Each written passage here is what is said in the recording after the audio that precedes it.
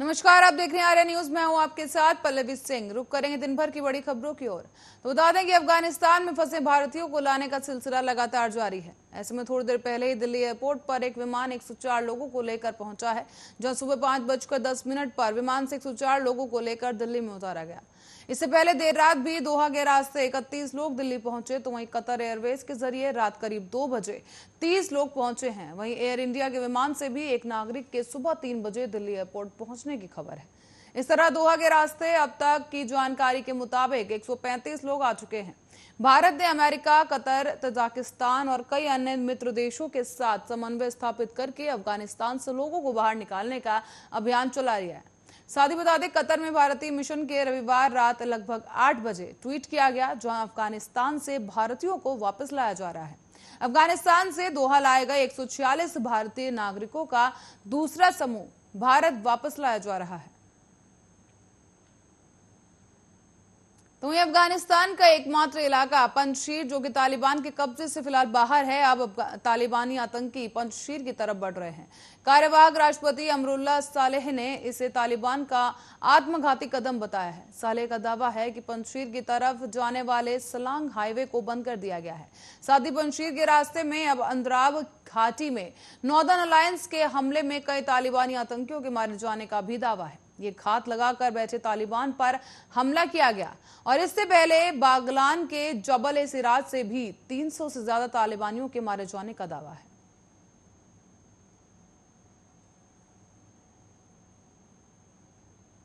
भारत में कोविड महामारी का विकराल रूप एक बार फिर से देखने को मिल सकता है। नीति आयोग ने कोरोना की तीसरी लहर को लेकर चेतावनी जारी कर दी है। आयोग ने आशंका जताई है कि सितंबर में 4 से 5 लाख कोरोना केसेस रोजाना आ सकते हैं।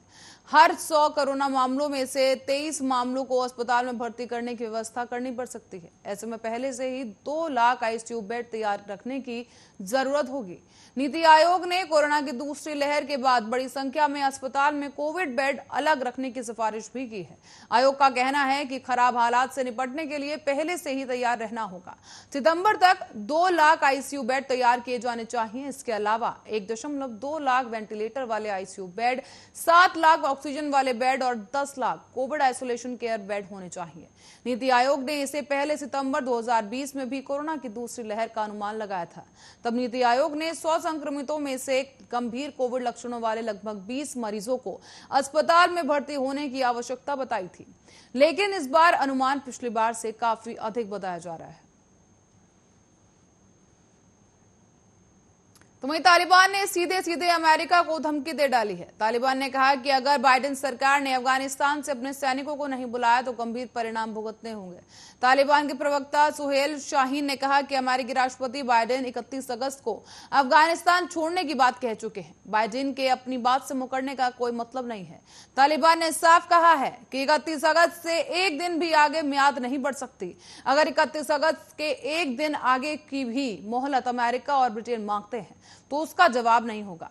बता दें कि साथ ही में गंभीर परिणाम भी भुगतने होंगे। अफगानिस्तान पर तालिबान के कब्जे के बाद अब काबुल एयरपोर्ट पर मायूसी का नजारा देखने को मिल रहा है। लोग तालिबान से बचने के लिए सब कुछ छोड़कर अपनी जान जोखिम में डालने के लिए भी तैयार है।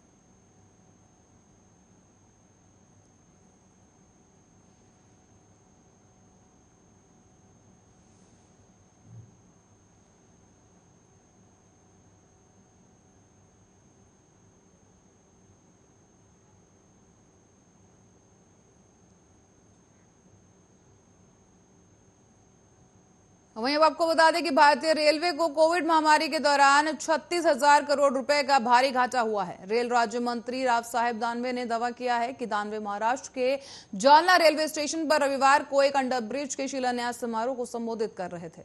साथ ही उन्होंने कहा कि कोरोना वायरस महामारी के दौरान रेलवे को 36,000 करोड़ का नुकसान हुआ है।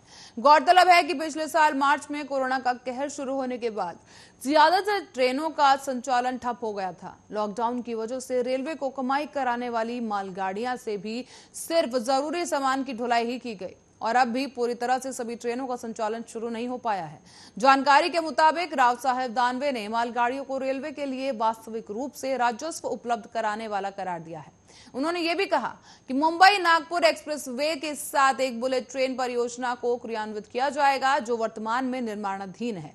दानवे ने कहा कि पैसेंजर ट्रेन खंड हमेशा घाटे में चलता है क्योंकि टिकट का किराया बढ़ने से यात्रियों पर असर पड़ता है, इसलिए हम ऐसा नहीं कर सकते।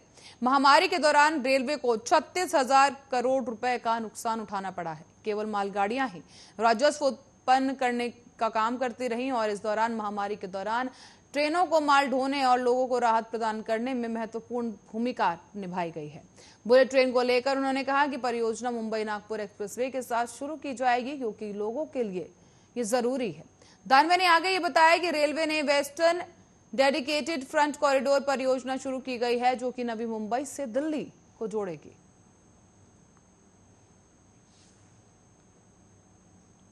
और इसी बीच जातीय जनगणना के मसले पर बिहार के पक्ष विपक्ष के विभिन्न दलों के 11 सदस्यीय सर्वदलीय प्रतिनिधिमंडल मुख्यमंत्री नीतीश कुमार के नेतृत्व में प्रधानमंत्री मोदी से मिलने पहुंचे। खास बात यह रही कि इस मुद्दे पर अलग अलग राय रखने वाले भारतीय जनता पार्टी भी प्रतिनिधिमंडल में शामिल है। प्रतिनिधिमंडल में बीजेपी कोटे से मंत्री जनक राम भी शामिल रहे। राष्ट्रीय जनता दल की ओर से नेता प्रतिपक्ष तेजस्वी यादव भी शामिल रहे और मुख्यमंत्री नीतीश कुमार के साथ वो मौजूद रहे। मुलाकात के बाद मुख्यमंत्री नीतीश कुमार ने कहा कि बिहार के सभी दलों के प्रतिनिधियों ने अपनी बात आगे रखी है। हमने उन्हें बताया कि किस तरह से बिहार विधानसभा ने जातीय जनगणना को लेकर 2 बार फरवरी 2018 और इससे पहले फरवरी 2020 में भी बिहार के साथ पूरे देश के लोगों को इस मुद्दे पर एक राय रखते देखा गया। साथ ही आपको बता दें, नीतीश कुमार ने बताया कि प्रधानमंत्री ने सभी की बातों को सुना, प्रतिनिधिमंडल ने उनसे विचार करने का आग्रह किया और उन्होंने इसे खारिज भी नहीं किया है।